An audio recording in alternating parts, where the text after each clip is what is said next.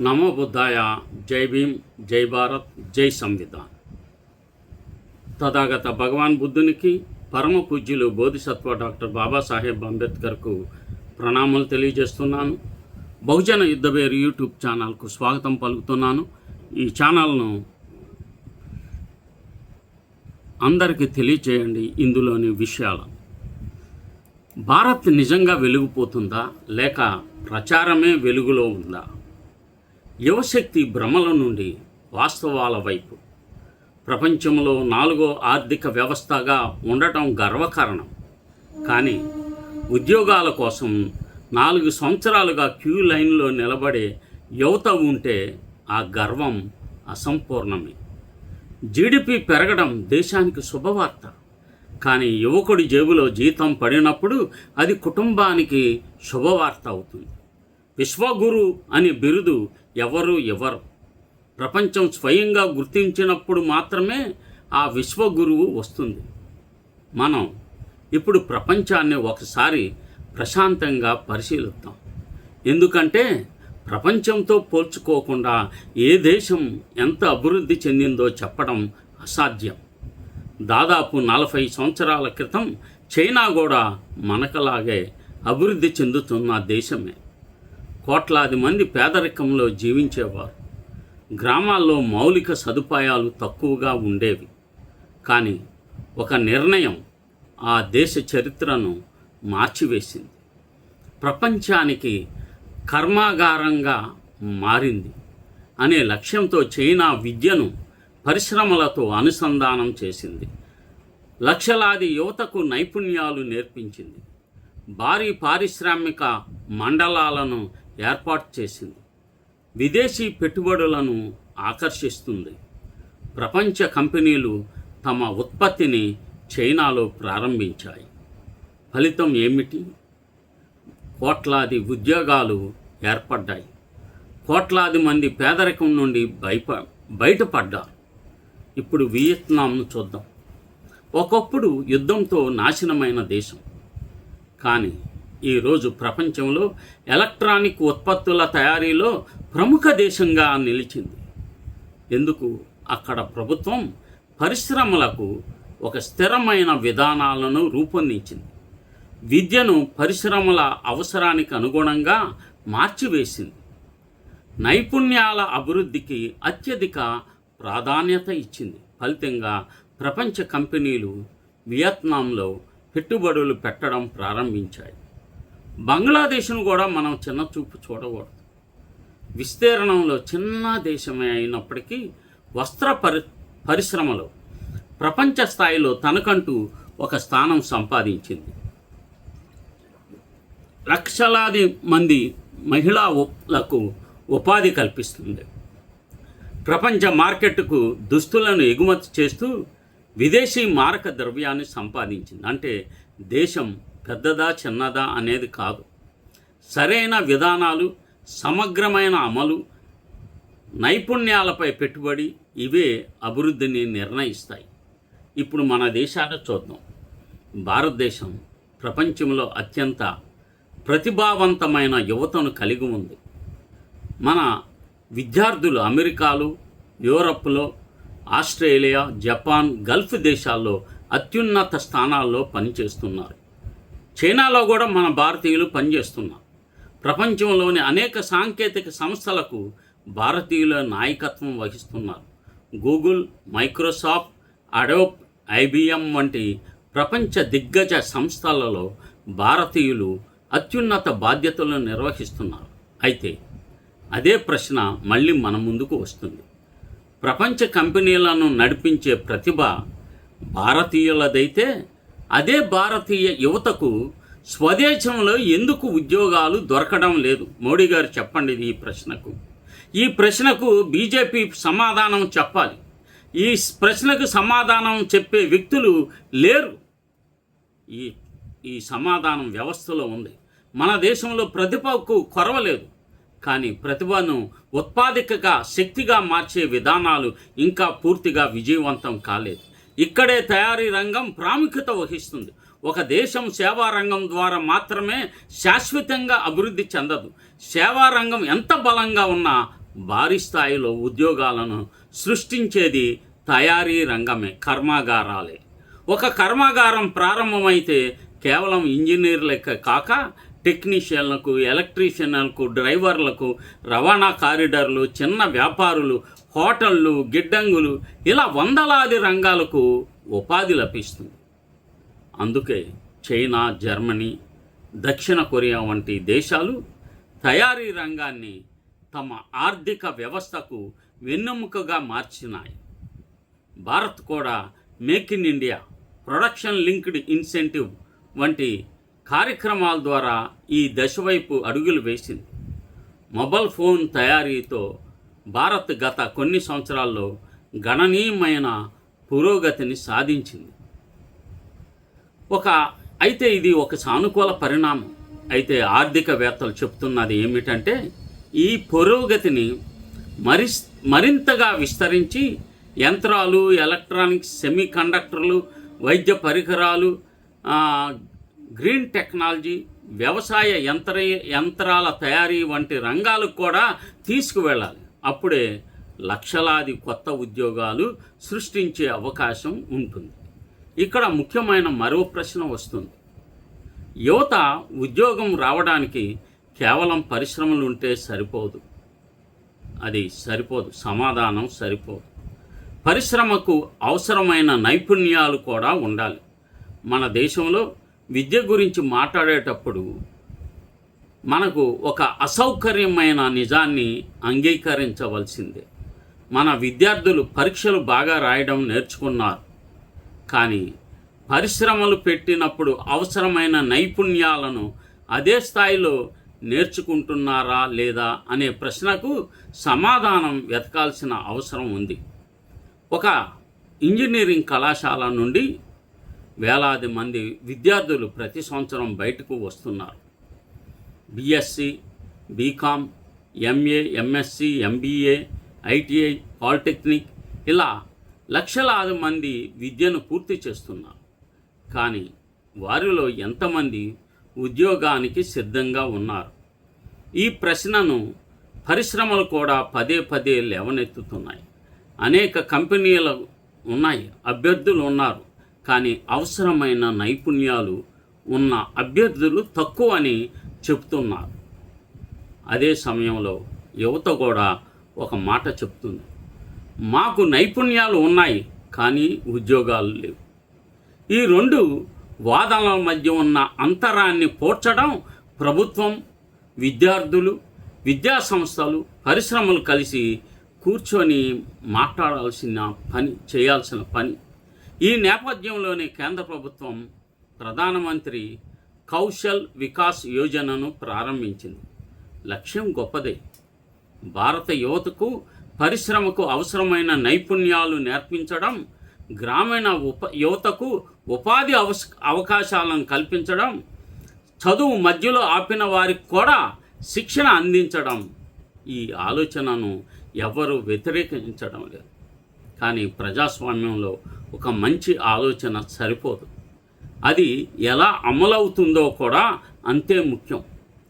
ఇక్కడ భారత రాజ్యాంగం ఏర్పాటు చేసిన ఒక అత్యంత కీలకమైన సంస్థ పాత్ర ప్రారంభం అవుతుంది. అదే controller and auditor general of India. ఈ సిఏజీ పని ప్రభుత్వ ఖర్చులను, ప్రభుత్వ పథకాల అమలు తీరును పరిశీలించడం. ఏ ప్రభుత్వం అధికారంలో ఉన్నా సిఏజీ నివేదికలు ప్రజాధన వినియోగంపై ప్రశ్నలు అడుగుతాయి. PMKVY అమలుపై సిఏజీ చేసిన ఆడిట్లో కొన్ని ఆందోళనకరమైన అంశాలు వెలుగులోకి వచ్చాయి. దాదాపు 95 లక్షల మంది లబ్ధిదారుల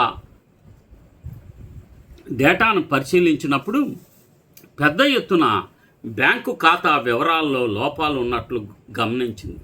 కొన్ని వివరాలు ఖాళీలుగా ఉండటం, కొన్ని చోట్ల నాట్ అప్లికబుల్ వంటి ఎంట్రీలు ఉండటం, మరికొన్ని చోట్ల సిరీస్ ఆఫ్ నెంబర్స్, తమకు నచ్చినట్లు నమూనా సంఖ్యలు నమోదు కావటం, కొన్ని సందర్భాల్లో ఒకే బ్యాంకు ఖాతాలో అనేక మంది లబ్ధిదారులతో అనుసంధానమై ఉండటం వంటి అంశాలను నివేదిక కాగ్ ప్రస్తావించింది. కొన్ని శిక్షణా కేంద్రాల కార్యకలాపాలు, రికార్డుల నాణ్యత, ప్లేస్మెంట్ డేటా పైన ప్రశ్నలు లేవనెత్తింది. ఈ నివేదికలోని ప్రతి అంశము ఒకే రకమైన అవినీతికి నిదర్శనం అని తేల్చడం సరైంది కాదు. కానీ ఒక విషయం మాత్రం స్పష్టమైంది.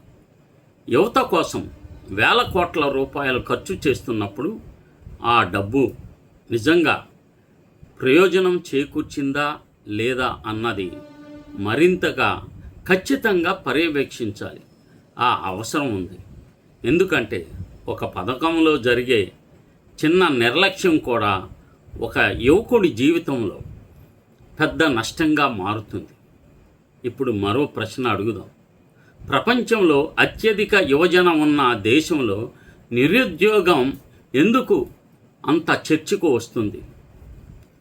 దీనికి సమాధానం కోసం పీరియాడికల్ లేబర్ ఫోర్స్ సర్వే వంటి అధికారిక గణాంకాలు చూడాలి.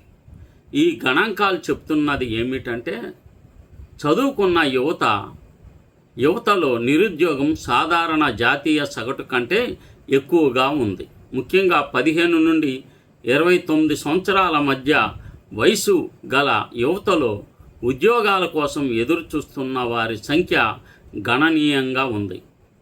మహిళా యువతలో ఉపాధి భాగస్వామ్యం విషయంలో కూడా ఇంకా పెద్ద సవాళ్లు ఉన్నాయి.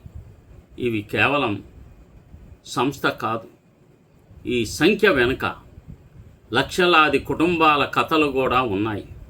ఒక తండ్రి తన 2 ఎకరాల భూమిని అమ్మి కొడుకుని ఇంజనీరింగ్ చదివిస్తాడు.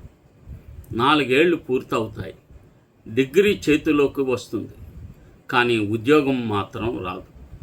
ఒక తల్లి తన బంగారపు గొలుసును తాకట్టు పెట్టి కూతురిని నర్సింగ్ చదివిస్తుంది. చదువు పూర్తవుతుంది. కానీ సరైన జీతంతో ఉద్యోగం దొరకదు. ఒక మధ్యతరగతి కుటుంబం తమ పిల్లవాడిని కోచింగ్ సెంటర్కు పంపుతుంది. 5 సంవత్సరాలు పరీక్షలు రాస్తాడు. ప్రతిసారి కొన్ని మార్కుల తేడాతో అవకాశం చేజారిపోతుంది. ఇవి కేవలం వ్యక్తిగత విషాదాలు కావు. ఇవి భారత ఆర్థిక వ్యవస్థకు సంబంధించిన ప్రశ్నలు. ఎందుకంటే ఒక దేశం తన యువశక్తిని సక్రమంగా ఉపయోగించుకోలేకపోతే అది కేవలం నిరుద్యోగ సమస్య మాత్రమే కాదు, అది ఉత్పాదక సమస్య కూడా, ఆదాయ సమస్య, వినియోగ సమస్య, చివరికి అభివృద్ధి సమస్యగా మారుతుంది. ఆర్థిక శాస్త్రవేత్తలు ఒక మాట చెప్తున్నారు. ఈరోజు ఉద్యోగం కోల్పోయిన యువకుడు రేపటి ఆర్థిక వ్యవస్థ కోల్పోయిన ఉత్పాదకత. ఈ వాక్యం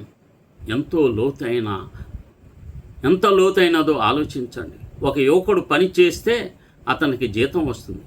ఆ జీతంతో కుటుంబం జీవిస్తుంది. వస్తువులు కొనుగోలు చేస్తుంది. మార్కెట్లో డిమాండ్లు పెరుగుతాయి. పరిశ్రమలు ఉత్పత్తిని పెంచుతాయి. మరిన్ని ఉద్యోగాలు వస్తాయి. అదే యువకుడు నిరుద్యోగిగా ఉంటే అతని కొనుగోలు శక్తి తగ్గుతుంది. కుటుంబ ఆదాయం కూడా తగ్గుతుంది. వినియోగం కూడా తగ్గుతుంది. మొత్తం ఆరోగ్య సమస్య పైన ప్రభావం పడుతుంది. అందుకే యువ నిరుద్యోగులు కేవలం ఒక వ్యక్తి సమస్య కాదు, అది దేశ భవిష్యత్తును నిర్ణయించే అంశం. ఇక్కడి నుంచే మరో పెద్ద ప్రశ్న మొదలవుతుంది. భారతదేశం ప్రపంచంలో 4వ అతిపెద్ద ఆర్థిక వ్యవస్థగా ఎదుగుతున్నప్పటికీ తలసరి ఆదాయం ఎందుకు ఇంకా అనేక దేశాల కంటే తక్కువగా ఉంది? జీడిపి పెరుగుతుంటే ప్రతి కుటుంబ జీవన ప్రమాణాలు అదే వేగంతో ఎందుకు పెరగడం లేదు? అభివృద్ధి ఫలాలు అందరికీ సమానంగా ఎందుకు చేరడం లేదు? ఈ ప్రశ్నల జవాబే భారతదేశ భవిష్యత్తును నిర్ణయిస్తుంది. ఇక్కడే మనం ఆర్థిక వ్యవస్థ గురించి తరచు వినే ఒక పదం అర్థం చేసుకోవాలి. అదే జీడిపి, గ్రాస్ డొమెస్టిక్ ప్రొడక్ట్. ఈ పదాన్ని రాజకీయ నాయకులు కూడా ఉపయోగిస్తారు, ఆర్థికవేత్తలు కూడా ఉపయోగిస్తారు, టెలివిజన్ చర్చల్లో కూడా వింటుంటాం. కానీ సాధారణ ప్రజల్లో చాలామందికి జీడిపి అంటే దేశంలో ప్రతి ఒక్కరికి ఆదాయం పెరిగిందని ఒక అపోహ ఉంది. అది పూర్తిగా సరైనది కాదు. ఒక చిన్న ఉదాహరణ తీసుకుందాం. ఒక గ్రామంలో 10 కుటుంబాలు ఉన్నాయి. గత సంవత్సరం ఆ గ్రామం మొత్తం ఆదాయము 10 లక్షలు అనుకుందాం. ఈ సంవత్సరం అది 20 లక్షలకు పెరిగింది. కాగితాల మీద చూస్తే గ్రామ ఆదాయం రెట్టింపు అయింది. కానీ ఆ అదనపు 10 లక్షల్లో 9 లక్షలు ఒకే కుటుంబానికి వెళ్ళి మిగిలిన 9 కుటుంబాలకు ఒక్కొక్క 1000 రూపాయలు మాత్రమే పెరిగింది. ఆ గ్రామంలో నిజంగా అందరూ అభివృద్ధి చెందారా? సమానంగా లేదు. ఇదే పరిస్థితి దేశానికి వస్తుంది. దేశంలో అంబానీ, అదానీ వాళ్ళే పెరుగుతున్నారు. జీడిపి పెరగడం మంచి విషయం. అది దేశ ఆర్థిక వ్యవస్థకు బలపడుతుందని సూచించే ఒక ముఖ్యమైన సూచిక. కానీ అదే సమయంలో మరో ప్రశ్న కూడా అడగాలి. ఆ సంపద ఎలా పంచబడుతుంది? ఉద్యోగాలు ఎంత పెరుగుతున్నాయి? సాధారణ కుటుంబ ఆదాయం ఎంత పెరుగుతుంది?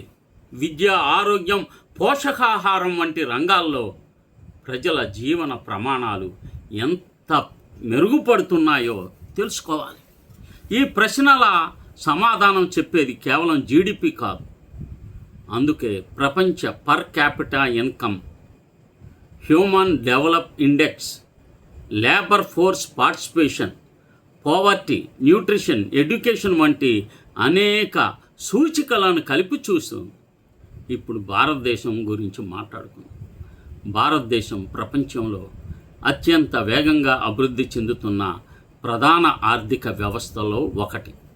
ఇది నిజం. ప్రపంచంలోనే అతిపెద్ద డిజిటల్ చెల్లింపు వ్యవస్థల్లో కూడా భారతదేశం ఒకటి. అంతరిక్ష పరిశోధనలో కూడా భారతదేశం విశేష విజయాలు సాధిస్తుంది. ఔషధ తయారీ, ఐటీ సేవలు, స్టార్టప్ రంగంలో కూడా భారత్ గణనీయమైన పురోగతి సాధించింది. ఈ విజయాలను ఎవరు తిరస్కరించలేరు. కానీ అదే సమయంలో మరొక వాస్తవం కూడా ఉంది. మన దేశ జనాభా 140 కోట్లకు పైగా ఉంది. కాబట్టి దేశ సంపద పెరిగినంత మాత్రాన ప్రతి వ్యక్తి ఆదాయం అదే స్థాయిలో పెరుగుతుందా? పెరగదు. అంతేకాదు, ఆర్థిక అసమానతలు కూడా ఒక ముఖ్యమైన అంశం. సంపదలో గణనీయమైన భాగం కొద్ది మంది చేతుల్లోనే కేంద్రీకృతం అవుతుందనే అంశంపై అనేక పరిశోధనలు చర్చించాయి. ఈ నేపథ్యంలో అభివృద్ధి ఫలాలు సమాజంలో అన్ని వర్గాలకు ఎలా చేరాలన్నది విధాన నిర్ణేతల ముందున్న పెద్ద ప్రశ్న. ఇక్కడే మన భారతదేశాన్ని చైనాతో పోల్చి చూడాలి. చైనా గురించి మన ఏ రాజకీయ అభిప్రాయం కలిగి ఉన్నామో, దేశం తయారీ రంగంలో సాధించిన పురోగతి చైనా ఎవరు విస్మరించలేరు. ప్రపంచ తయారీ ఉత్పత్తిలో చైనా వాటా చాలా పెద్దది. ఎలక్ట్రానిక్స్ నుంచి యంత్రాల వరకు, ఆట బొమ్మల నుంచి సౌర ప్యానల్స్ వరకు అనేక ఉత్పత్తుల్లో చైనా ప్రపంచ మార్కెట్ను ప్రభావితం చేస్తుంది. అయితే భారత్లో కూడా తయారీ రంగాన్ని బలోపేతం చేయడానికి ప్రయత్నాలు జరుగుతున్నాయి. మొబైల్ ఫోన్ తయారీలో పురోగతి కనిపిస్తుంది. కొన్ని ఎలక్ట్రానిక్ రంగాల్లో పెట్టుబడులు పెరుగుతున్నాయి. కానీ మొత్తం తయారీ రంగం జాతీయ ఆదాయంలో ఉద్యోగాలలో పోషిస్తున్న పాత్రను ఇంకా మరింత బలోపేతం చేయాల్సిన అవసరం ఉందని అనేక మంది ఆర్థిక నిపుణులు సూచిస్తున్నారు. ఎందుకంటే ప్రపంచంలో 100 వస్తువులు తయారైతే వాటిలో గణనీయమైన భాగం చైనాలో తయారవుతుంది. భారతదేశంలో కూడా ఈ వాటాను పెంచుకోవాలంటే కేవలం నినాదాలు సరిపోవు. విద్య, విద్యుత్, రవాణా, పోర్టులు, న్యాయ వ్యవస్థ, పన్ను విధానం, పరిశోధన, నైపుణ్యాభివృద్ధి, ఈ మొత్తం పర్యావరణం బలపడాలి. ఇక్కడే మనకు ఆసక్తికరమైన పోలిక వస్తుంది. వియత్నాం జనాభాలో భారతదేశంతో పోలిస్తే చాలా చిన్న దేశం. కానీ ప్రపంచ ఎలక్ట్రానిక్స్ తయారీలో తనకంటూ ప్రత్యేక స్థానాన్ని సంపాదించింది. విదేశీ కంపెనీలు అక్కడ పెట్టుబడులు పెట్టడానికి కారణం కేవలం తక్కువ వేతనాలు కాదు, స్థిరమైన విధానాలు, వేగవంతమైన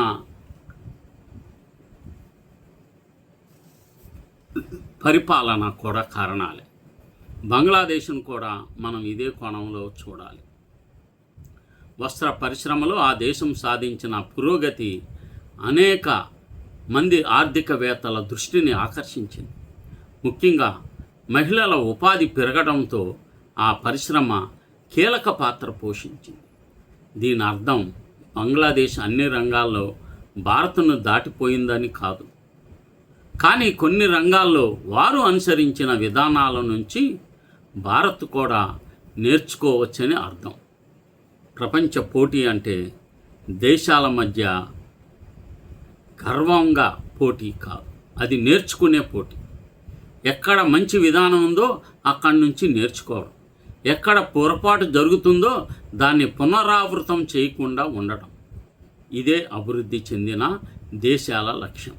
అయితే ప్రపంచంలో పెద్ద ఆర్థిక వ్యవస్థగా ఎదుగుతున్న భారత్లో కూడా ఇంకా ఆకలి, పోషకాహార లోపం, రక్తహీనత, విద్యలో అసమానతలు ఎందుకు కొనసాగుతున్నాయి? ఒకవైపు ప్రపంచ స్థాయి నగరాలు, మరోవైపు ప్రాథమిక సదుపాయాల కోసం పోరాడుతున్న గ్రామాలు, ఒకవైపు ప్రపంచ స్థాయి ఆసుపత్రులు, మరోవైపు కనీస వైద్య సిబ్బంది కోసం ఎదురుచూస్తున్న ప్రభుత్వ ఆసుపత్రులు. ఈ రెండు భారతదేశాల మధ్య ఉన్న అంతరాన్ని అర్థం చేసుకోకుండా భారత్ అభివృద్ధిని పూర్తిగా అర్థం చేసుకోవడం అసాధ్యం. అందుకే ఇప్పుడు మనం ఆర్థిక గణాంకాలను, రేపటి మనిషి జీవితాన్ని సూచికల వైపుకు వెళ్ళాలి. నిజమైన అభివృద్ధి అంటే ఏమిటో తెలుసుకోవాలి. ప్రపంచం ఎందుకు మానవ అభివృద్ధి సూచిక, పోషకాహారం, ఆరోగ్యం, విద్య, జీవన ప్రమాణాలను కూడా అంతే ప్రాధాన్యతతో చూస్తుందో అర్థం చేసుకోవాలి. ఈ ప్రశ్నలకు సమాధానాలు వెతికే సమయం వచ్చింది. మిత్రులారా, ఒక దేశం గొప్పదని చెప్పడానికి కేవలం ఆ దేశంలోని భవనాల ఎత్తు సరిపోదు. ఆ దేశంలోని మనుషుల జీవన ప్రమాణాలే అసలు కొలమానం. అందుకే ఐక్యరాజ్య సమితి, ప్రపంచ బ్యాంకు, అంతర్జాతీయ కార్మిక సంస్థ, ప్రపంచ ఆరోగ్య సంస్థ వంటి సంస్థలు కేవలం జీడిపిని మాత్రమే చూడవు. ఒక చిన్నారి ఆరోగ్యంగా ఉన్నాడా? ఒక గర్భిణీకి సరైన పోషకాహారం అందుతుందా? ఒక విద్యార్థికి నాణ్యమైన విద్య దొరుకుతుందా? ఒక యువకుడికి ఉద్యోగం దొరుకుతుందా? ఒక వృద్ధుడు గౌరవంగా జీవిస్తున్నాడా అనే ప్రశ్నలు కూడా సమాధానాలు వెతుకుతాయి. అందుకే మానవ అభివృద్ధి సూచిక, హ్యూమన్ డెవలప్మెంట్ ఇండెక్స్ అనే భావన ప్రపంచవ్యాప్తంగా వచ్చింది. ఒక దేశం ఎంత సంపన్నంగా ఉందో మాత్రమే కాదు, ఆ సంపద ప్రజల జీవితాన్ని ఎంత మెరుగుపరిచిందో కూడా ఈ సూచిక పరిశీలిస్తుంది. ఇందులో విద్య, ఆరోగ్యం, జీవితకాలం, ఆదాయం వంటి అంశాలను పరిగణనలోకి తీసుకుంటారు. భారతదేశం గత కొన్ని దశాబ్దాల్లో ఈ రంగాల్లో కూడా పురోగతి సాధించింది. సగటు జీవితకాలం పెరిగింది, అక్షరాస్యత కూడా మెల్లగా పెరిగింది, వైద్య సేవలు విస్తరించాయి, కోట్లాది మంది బ్యాంకింగ్ వ్యవస్థలోకి వచ్చారు, డిజిటల్ సేవలు గ్రామాలకు చేరాయి, విద్యుత్, రహదారులు, ఇంటర్నెట్ వంటి మౌలిక సదుపాయాలు కూడా గతంలో పోలిస్తే విస్తరించాయి. ఇవి నిర్లక్ష్యం చేయలేని విజయాలు. అయితే ఇదే సమయంలో మరో వాస్తవం కూడా మన ముందు ఉంది. ప్రపంచంలో ఇప్పటికీ అత్యధిక పోషకాహార లోపంతో బాధపడుతున్న చిన్నారులు ఉన్న దేశాల్లో భారత్ కూడా ఒకటి. మహిళలలో రక్తహీనత ఇంకా ప్రధాన ప్రజారోగ్య సమస్యగా ఉంది. గ్రామీణ ప్రాంతాల్లో ఆరోగ్య సేవల నాణ్యత, ప్రభుత్వ పాఠశాలల పరిస్థితి, తాగునీటి సమస్యలు, పారిశుద్ధ్య సమస్యలు అనేక ప్రాంతాల్లో ఇంకనూ కొనసాగుతున్నాయి. ఇది ఎందుకు జరుగుతుంది? ఇది కేవలం డబ్బు సమస్య కాదు, ఇది పరిపాలన సమస్య కూడా, ఇది ప్రణాళికల అమలు సమస్య కూడా, ఇది సామాజిక అసమానతల సమస్యలు కూడా. ఒక దేశంలో రెండు భారతదేశాలు కనిపిస్తున్నాయి. ఒక భారతదేశం ప్రపంచ స్థాయి సాంకేతికతతో ముందుకు పోతుంది. మరో భారతదేశం ప్రాథమిక అవసరాల కోసం పోరాడుతుంది. ఒక భారతదేశం కృత్రిమ మేధస్సును గుర్తించి ఏఐను గుర్తించి మాట్లాడుతుంది. మరో భారతదేశం ఇంకా నాణ్యమైన పాఠశాల కోసం ఎదురు చూస్తుంది. ఒక భారతదేశం ప్రపంచ మార్కెట్లో పెట్టుబడులు పెడుతుంది. మరో భారతదేశం రోజువారీ కూలీ దొరుకుతుందా లేదా అని ఆందోళన వ్యక్తం చేస్తుంది. ఈ రెండు చిత్రాలను ఒకేసారి చూడగలిగితేనే భారతదేశాన్ని నిజంగా అర్థం చేసుకోవచ్చు. మిత్రులారా, ఇక్కడ నేను ఒక విషయం చాలా స్పష్టంగా చెప్పాలనుకుంటున్నాను. భారతదేశాన్ని ప్రపంచంలో అత్యుత్తమ దేశంగా తీర్చిదిద్దాలంటే ఇంకా ఏం చేయాలనే ప్రశ్న అడగడం. ఎందుకంటే దేశభక్తి అంటే చప్పట్లు కొట్టడం కాదు, దేశభక్తి అంటే జై శ్రీరామ్ కాదు, దేశభక్తి అంటే ప్రశ్నించడం, దేశభక్తి అంటే వాస్తవాలను అంగీకరించడం, దేశభక్తి అంటే లోపాలను సరిదిద్దడం. ఇప్పుడు మరో ముఖ్యమైన అంశం గురించి మాట్లాడుకుందాం. మన దేశంలో యువతకు ఉద్యోగాలు ఎందుకు రావడం లేదు? దీనికి కేవలం ప్రభుత్వ ఉద్యోగాల కొరత మాత్రమే కారణం కాదు. మన దేశంలో ప్రభుత్వ ఉద్యోగాల వాటా మొత్తం ఉపాధిలో చాలా తక్కువ. అంటే ఉద్యోగాలు ప్రధానంగా ప్రైవేటు రంగం నుంచే రావాలి. అయితే ప్రైవేటు రంగం పెద్ద ఎత్తున ఉద్యోగాలను సృష్టించాలంటే ఏమి చేయాలి? మొదట పరిశ్రమలకు స్థిరమైన విధానాలు కావాలి. రెండవది నైపుణ్యాలు కలిగిన కార్మికులు కావాలి. మూడవది ప్రపంచ మార్కెట్లో పోటీ పడగలిగే ఉత్పత్తులు కావాలి. నాలుగవది చిన్న మధ్యతరగతి పరిశ్రమలకు ఆర్థిక సహాయం, సాంకేతిక సహాయం, మార్కెట్ అవకాశాలు కావాలి. ఐదవది పరిశోధన, ఆవిష్కరణలకు ప్రోత్సాహాలు కావాలి. ఈ 5 అంశాలు బలపడితేనే భారీ స్థాయిలో ఉద్యోగాలు సృష్టించబడతాయి. అందుకే ప్రపంచంలోని అభివృద్ధి చెందిన దేశాలు విద్యను కేవలం డిగ్రీల కోసం ఉపయోగించడం లేదు, ఉత్పత్తి కోసమే ఉపయోగిస్తున్నాయి. ఆవిష్కరణల కోసం ఉపయోగించాయి, పరిశోధనల కోసం విద్యను ఉపయోగిస్తున్నాయి. భారతదేశంలో కూడా ఇదే మార్పు రావాలి. విశ్వవిద్యాలయాలు పరిశ్రమలతో అనుసంధానం అవ్వాలి. విద్యార్థులు చదువుతున్నప్పుడే శిక్షణ పొందాలి. స్థానిక పరిశ్రమలు, స్థానిక కళాశాలలతో కలిసి పనిచేయాలి. ప్రతి జిల్లాలో స్థానిక అవసరాలకు అనుగుణంగా నైపుణ్యాల కేంద్రాలను ఏర్పాటు చేయాలి. ఇవి జరిగితేనే యువత ఉద్యోగాల కోసం సంవత్సరాల తరబడి వేచి ఉండాల్సిన పరిస్థితి తగ్గుతుంది. ఇక్కడ డాక్టర్ బాబాసాహెబ్ అంబేద్కర్ మాటలు మళ్ళీ గుర్తుకు చేస్తాను. ఆయన చెప్పింది కేవలం విద్య గురించి కాదు, విద్య ద్వారా ఆర్థిక స్వాతంత్రం సాధించాలి. అది వారి ఆలోచన. విద్య మనిషిని ఉద్యోగానికి మాత్రమే కాకుండా గౌరవప్రదమైన జీవితానికి సిద్ధం చేస్తుంది. అదే నిజమైన సామాజిక న్యాయం, అదే రాజ్యాంగ ఆశయం. అయితే ఈ మార్పు ఎవరు తీసుకురావాలి? ప్రభుత్వమా, యువత, పరిశ్రమల సమాజమా? నిజం చెప్పాలంటే ఈ నలుగురు కలిసి పనిచేసినప్పుడే భారతదేశం తన పూర్తి సామర్థ్యాన్ని అందుకోవడం. ఇప్పుడు పరిష్కారాలను చూద్దాం. భారతదేశం నిజంగా ప్రపంచ నాయకత్వం వహించాలంటే ఏ మార్గంలో నడవాలి? అంబేద్కర్ కలలు కన్నా భారతదేశాన్ని ఎలా నిర్మించాలి? యువత ఏం చేయాలి? ప్రభుత్వాలు ఏం చేయాలి? సమాజం ఏ బాధ్యత తీసుకోవాలి? ఈ ప్రశ్నలే మన చివరి ప్రయాణం. మిత్రులారా, ఒక దేశం అభివృద్ధి చెందుతున్నప్పుడు కేవలం జాతీయ ఆదాయం పెరగడం మాత్రమే కాదు, ఆ ఆదాయం ఎవరి చేతుల్లోకి వెళుతుందో కూడా అంతే ముఖ్యమైన విషయం. ఆర్థికవేత్తలు చాలా కాలంగా చెప్తున్న ఒక సిద్ధాంతం ఉంది. వృద్ధి, గ్రోత్ అంటారు, మరియు అభివృద్ధి, డెవలప్మెంట్. వృద్ధి, అభివృద్ధి ఈ రెండు ఒకటి కావు.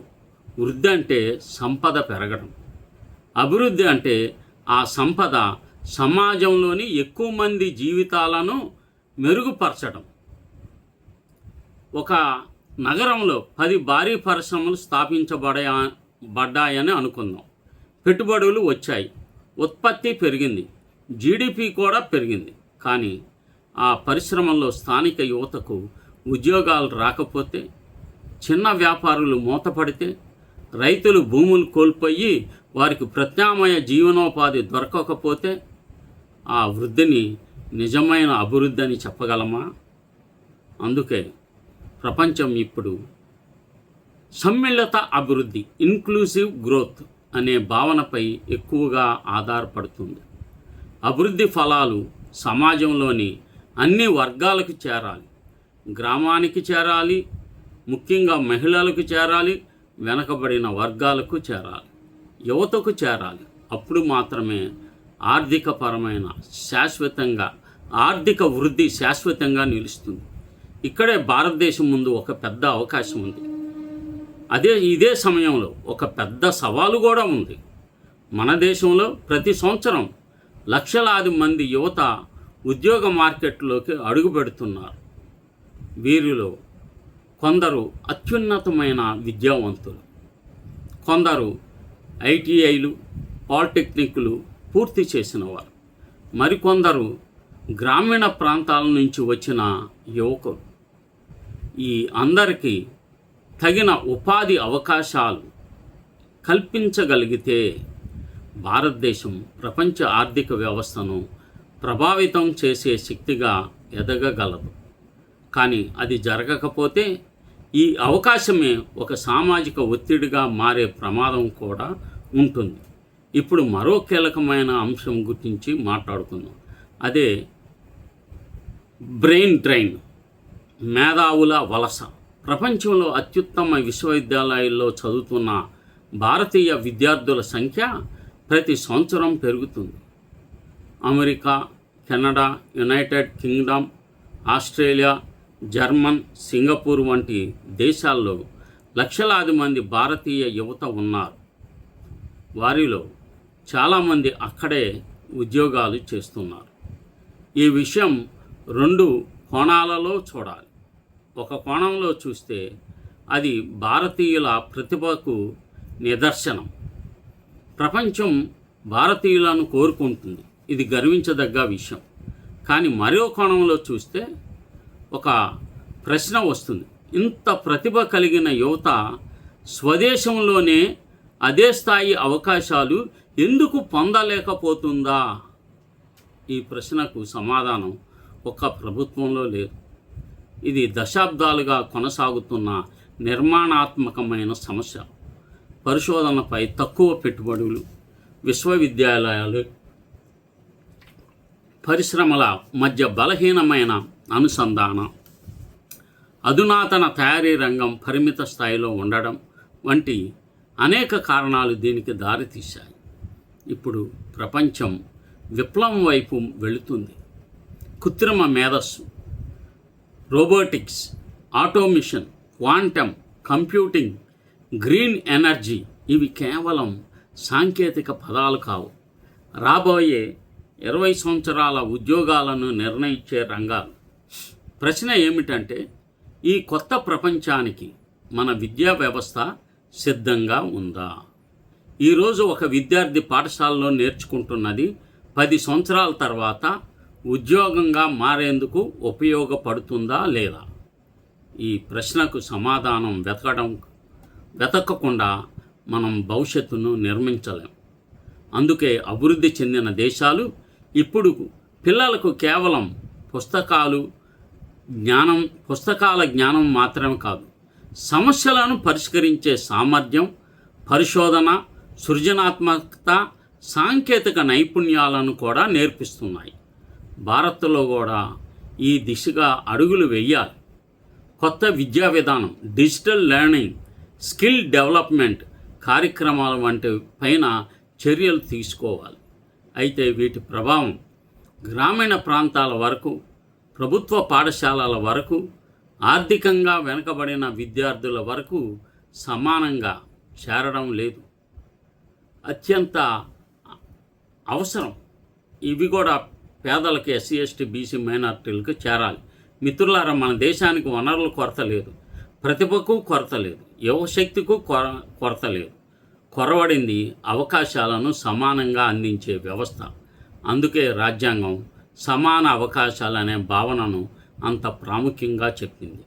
డాక్టర్ బాబాసాహెబ్ అంబేద్కర్ ఎందుకు విద్యను విముక్తి సాధనంగా చూశారో అర్థం చేసుకోవాలి. ఆయన దృష్టిలో విద్య అంటే కేవలం ఉద్యోగం కాదు. విద్య అంటే ఆలోచన శక్తి, ప్రశ్నించే ధైర్యం, స్వయం గౌరవం, ఆర్థిక స్వాతంత్రం, సామాజిక సమానత్వం. ఈరోజు భారతదేశానికి కూడా ఇదే అవసరం. నినాదాల కంటే నైపుణ్యాలు అవసరం, ప్రచారాల కంటే పరిశోధనలు అవసరం, వాగ్దానాల కంటే ఉద్యోగాలు అవసరం, విభజన కంటే విజ్ఞానం అవసరం. ఎందుకంటే ఒక దేశం ప్రపంచంలో గౌరవం పొందేది తన ప్రజల జీవన ప్రమాణాల వల్లే, తన యువత ఆత్మవిశ్వాసంతో వల్లే, తన విశ్వవిద్యాలయాల నాణ్యత వల్లే, తన పరిశోధన వల్లే, తన పరిశ్రమ వల్లే. తన రాజ్యాంగ విలువలను ఎంత గౌరవిస్తుందో దానివల్లనే గౌరవం వస్తుంది. ఇందుకే ఇప్పుడు మనం చాలా ముఖ్య భాగానికి చేరుకుంటున్నాం. భారతదేశాన్ని నిజంగా ప్రపంచ నాయకత్వం వైపుకు తీసుకువెళ్తే మార్గం ఏమిటంటే కేవలం రాజకీయ నినాదాలు కావు, కేవలం ఆర్థిక వృద్ధి కాదు, కేవలం సంక్షేమ పథకాలు లేక విద్యా, ఉపాధి, సామాజిక న్యాయం, శాస్త్రీయ దృక్పథం, రాజ్యాంగ విలువలు కలిసి నడిచే ఒక సమగ్ర ఇంక్లూసివ్ నమూనా కావాలి. ఈ ప్రశ్నకు సమాధానం వెతకకుండా భారతదేశ భవిష్యత్తు గురించి చర్చ పూర్తి కాదు. మిత్రులారా, ఇప్పుడు వరకు మనం గణాంకాలు చూసాం, ప్రపంచ దేశాలతో భారతదేశాన్ని పోల్చి చూసాం. యువత నిరుద్యోగం, నైపుణ్యాల కొరత, శిక్షణా కార్యక్రమాలు అమలు, తయారీ రంగంలో వెనుకబాటు, ప్రపంచ పోటీ వంటి అనేక అంశాలను విశ్లేషించాం. ఇప్పుడు ఈ మొత్తం చర్చలో అత్యంత కీలకమైన ప్రశ్న దగ్గరకు వస్తాం. భారతదేశం నిజంగా ఏ దిశగా వెళ్ళాలి? ప్రపంచంలో ఆర్థిక శక్తి మాత్రమే కాకుండా మానవ అభివృద్ధిలో కూడా అగ్రదేశంగా ఎదగాలంటే ఏ మార్గాన్ని ఎంచుకోవాలి? ఈ ప్రశ్నకు సమాధానం వెతకాలంటే రాజకీయ నినాదాల కంటే మన భారత రాజ్యాంగం వైపు చూడాలి. ఎందుకంటే భారతదేశ భవిష్యత్తు ఎలా ఉండాలనే దానికి అత్యంత స్పష్టమైన దిశానిర్దేశం భారత రాజ్యాంగంలో ఉంది. ఆ రాజ్యాంగాన్ని ప్రధాన శిల్పి డాక్టర్ బాబాసాహెబ్ అంబేద్కర్. చాలామంది బాబాసాహెబ్ అంబేద్కర్ను కేవలం రాజ్యాంగ నిర్మాతగా మాత్రమే గుర్తుంచుకుంటారు. కానీ వారు అంతకంటే ఎక్కువ. ఆయన ప్రపంచ స్థాయి ఆర్థికవేత్త, వారు సామాజిక శాస్త్రవేత్త. బాబాసాహెబ్ కార్మిక హక్కుల పరిరక్షకుడు, నీటి వనరుల ప్రణాళికపై అనేక పరిశోధనలు చేసిన దూరదృష్టి కలిగిన ఆలోచన పరుడు. భారత ఆర్థిక వ్యవస్థపై ఆయన చేసిన పరిశోధనలు ఈ రోజుకి ప్రాముఖ్యంగా ఉన్నాయి. డాక్టర్ అంబేద్కర్ ఒక సందర్భంలో రాజకీయ ప్రజాస్వామ్యం ఒక్కటే సరిపోదని, దానికి తోడు సామాజిక ప్రజాస్వామ్యం, ఆర్థిక ప్రజాస్వామ్యం కూడా బలంగా ఉండాలని చెప్పారు. ఈ మాటల్లోనే భారతదేశ భవిష్యత్తుకు దారి కనిపిస్తుంది.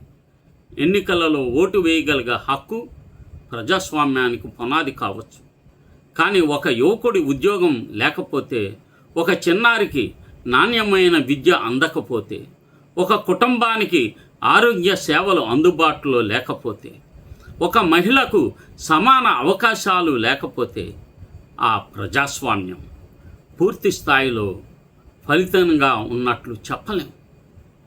అందుకే భారత రాజ్యాంగం కేవలం రాజకీయ స్వేచ్ఛ గురించే కాదు, సామాజిక న్యాయం, ఆర్థిక న్యాయం, సమాన అవకాశాలు, గౌరవప్రదమైన జీవితం గురించి కూడా మాట్లాడుతుంది.